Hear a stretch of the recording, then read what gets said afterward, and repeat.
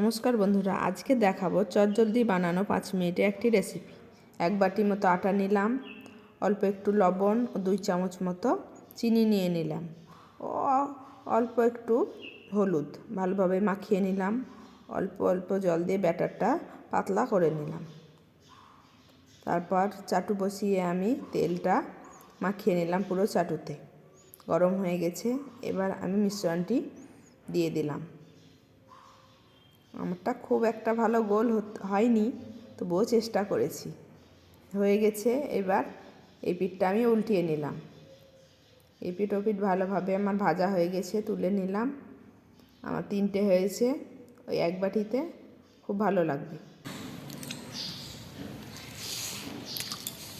দারুণ হয়েছে, একবার আপনারা বানিয়ে দেখবেন, খুব ভালো লাগবে। খুব নরম, চটজলদি 5 মিনিটে বানাতে পারবেন। ধন্যবাদ।